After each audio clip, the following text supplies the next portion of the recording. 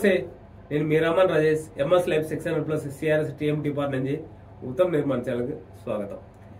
ఈరోజు టాపిక్ ఏంటంటే, ప్రతిసారి నేను చెప్పే పాయింట్, స్లాబ్ల కాంక్రీటింగ్ లేయింగ్ టైంలో వాటర్ను కంట్రోల్ చేయండి. వాటర్ను కంట్రోల్ చేస్తే మీకు కాంక్రీట్ డ్యూరబిలిటీ ఉంటుంది, లాంగ్ లాస్టింగ్ ఉంటుంది. వాళ్ళ టాపిక్ పోరస్ కాంక్రీట్. స్లాబ్ల పోరస్ కాంక్రీట్ అంటే లైక్ స్పాంజ్ అనేది మీకు చూస్తున్నప్పుడు సర్ఫేస్ లో స్మూత్ ఫినిష్ కనపడుతుంది, సర్ఫేస్ లో సాలిడ్ గా ఉన్నట్టు కనపడుతుంది. కానీ ఇంటర్నల్ గా మీకు వాయిడ్స్ అక్యుములేట్ అయి ఉంటుంది. ఈ వాయిడ్ అంతా ఏం చేస్తారంటే మీకు దాని కంప్రెసివ్ స్ట్రెంత్ ఏదైతే కాంక్రీట్ స్ట్రక్చర్ ఉందో ఆ కంప్రెసివ్ స్ట్రెంత్ వీక్ చేస్తుంది. కాంక్రీట్ ఏదైతే జెల్లీ అంటే అగ్రిగేట్స్, కోర్స్ అగ్రిగేట్ ఆర్ కంకర్ అంటాం. ఈ కంకర్ ను అతికించే ప్రాసెస్ మన కాంక్రీట్. ఈ కంకర్ ఇన్ బిట్వీన్ గ్యాప్స్ ని ఫిల్అప్ చేసి శాండ్ తో పాటు ఒక బాండింగ్ ని క్రియేట్ చేస్తుంది సిమెంట్. ఆ బాండింగ్ మిస్ అయిపోయి కంప్రెసివ్ స్ట్రెంత్ వీక్ అయ్యి కాంక్రీట్ అనేది బ్రేక్ అవుతుంది.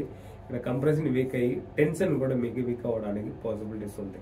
పోరస్ కాంక్రీట్ అనేది very very danger to building collapse. So ఇలాంటి పాయింట్ మనం మైండ్ లో పెట్టుకుని ఆ పోరస్ రాకుండా మనం కాస్టింగ్ చేయడం చాలా ఇంపార్టెంట్. ఆ పోరస్ ఎందుకు వస్తుందనేది మనం తెలుసుకుంటే దాన్ని అవాయిడ్ చేయగలుగుతాం. సో మీకు స్క్రీన్ లో ప్లే అవుతుంది. సో స్క్రీన్ లో ప్లే అవుతున్న ఈ వీడియోలో మీకు కనపడుతుంది. ఇదేదో మైక్రోస్కోప్ పెట్టి మనం జూమ్ చేసింది కాదు. మొబైల్లో కెమెరాల్లో మనం జూమ్ చేస్తేనే ఇన్ని వాయిడ్స్, ఇన్ని హోల్స్ మనకు కనపడుతున్నాయి. అంటే ఈ హోల్స్ రోల్ ఏంటంటే లోపల మాయిశ్చర్ వాటర్ లోపలికి అలౌ చేస్తుంది. లోపలికి స్టీల్ దగ్గరికి పోయిన తర్వాత సర్టన్ పీరియడ్ తర్వాత ఈ కరోషన్ కన్వర్ట్ అయిపోతుంది. స్టీల్ అనేది కరోషన్ అయిందంటే మీకు స్లాబ్ అనేది పెంచి ఊడి కింద పడుతుంది. ఈ ప్రాసెస్ జరగాలంటే మినిమం 5 to 10 years టైం పడుతుంది. Depends on moisture. వాటర్ ఎంత మీకు లోపల పోతుందో, మాయిశ్చర్ ఎంత లోపల పోతుందో దాన్ని బట్టి మీకు ఈ పీరియడ్ చేంజ్ అవుతుంది తప్ప. కానీ డెఫినెట్లీ స్టీల్ కరోషన్ అయ్యి స్లాబ్ అనేది పెంచి ఊడి బయటకు వచ్చేస్తుంది. దీన్ని మనం అవాయిడ్ చేయాలంటే పోరస్ కాంక్రీట్ ను అవాయిడ్ చేయాలి. ఇది ఎలా అవాయిడ్ చేద్దాం అన్న పాయింట్. ఈ పోరస్ ఫస్ట్ ఎందుకు వచ్చింది అన్నది విషయం మనం ఇక్కడ తెలుసుకోవాలి. పోరస్ ఎందుకు వచ్చింది? లోపల ఏమైనా హోల్స్ ఎవరైనా పెట్టారా? కాదు. కాంక్రీట్ మనం ప్రాపర్ గానే చేసామే, మంచి మిక్సింగ్ చేసామే, వైబ్రేట్ పెట్టామే, సర్ఫేస్ లో పర్ఫెక్ట్ గా లెవెల్ చేసామే. కానీ ఇక్కడ ఇన్ని హోల్స్ ఎలా వచ్చింది అన్నదే చాలా మందికి అనుమానంగా మారిపోయింది.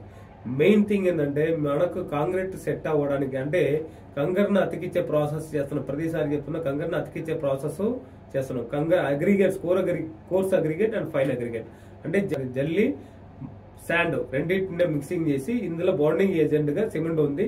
ఈ సిమెంట్ బాండ్ అవ్వాలంటే మీకు వాటర్ కలుస్తుంది. ఈ వాటర్ పర్సంటేజ్ ఏంటంటే సిమెంట్ లో 45% అనేది చాలా ఇంపార్టెంట్. 45% ఆఫ్ సిమెంట్ కంటెంట్ అన్నప్పుడు సిమెంట్ బ్యాగ్ 50 కేజెస్ ఉంటుంది. 50 కేజెస్ లో 45% అన్నప్పుడు 22.5 లీటర్. మనం 20 అనేది పెట్టుకుంటే మాక్సిమం 22.5 పోతుంది. ఇది మాక్సిమం లెవెల్ 22.5. నేనేమంటానంటే 20 లీటర్ అనేది ఫిక్స్ అయిపోండి. 20 లీటర్ మనం ఎక్సెస్ ఏదైతే అవుతుందో ఈ ఎక్సెస్ వాటర్ అంతా మీకు ఎయిర్ వైడ్ కన్వర్ట్ అవుతుంది. ఎలా అంటే ఎక్సెస్ వాటర్ అక్యుములేట్ అయినప్పుడు మీకు ఇదంతా ఎవాపరేట్ అయినప్పుడు, డిహైడ్రేషన్ ప్రాసెస్ లో ఎవాపరేట్ అయినప్పుడు ఇదంతా వైడ్ గా కన్వర్ట్ అవుతుంది. అది ఒకటే కాదు, సెగ్రిగేట్ అయిపోతుంది, స్లరీ సర్ఫేస్ లో ఆగిపోతుంది. దీనివల్ల సర్ఫేస్ డ్యామేజ్ అనేది జరుగుతుంది, సర్ఫేస్ క్రాక్స్ అనేది వస్తుంది. So concrete compressive strength week అవుతుంది. వాయిడ్స్ ఫామ్ అయిపోవడం వల్ల మీకు అగ్రిగేట్స్ బాండింగ్ స్ట్రెంత్ మిస్ అయిపోయి మీకు ఫ్యూచర్ లో స్టీల్ కరోషన్ అవ్వడానికి మాయిశ్చర్ కూడా లోపల అలో అవుతుంది. ఎయిర్ లోపల పాస్ అయిపోయి మీకు రైనీ సీజన్ లో మీకు ఎక్కువ కరోషన్ ప్రాసెస్ జరుగుతుంది. స్లాబ్ పెచ్చి ఊడిపోతుంది. ఈ ప్రాసెస్ ను మనం కంట్రోల్ చేయాలంటే ప్రతిసారి నేను చెప్పే పైన కాంక్రీట్ లో వాటర్ తగ్గించండి. ఎంతవరకు తగ్గిస్తే అంత కాంక్రీట్ స్ట్రెంత్ పెరుగుతుంది. మన వాటర్ ఎక్సెస్ గా యాడ్ చేయడం వల్ల మన కాంక్రీట్ మన కళ్ళ ముందంటే స్ట్రెంత్ వీక్ అయిపోతుంది అనే విషయం ఈ వీడియోలో మీకు ప్లే అయిన వీడియో చూస్తే మీకు అర్థమై ఉంటుంది. మీ హోల్స్ కనపడుతుంది.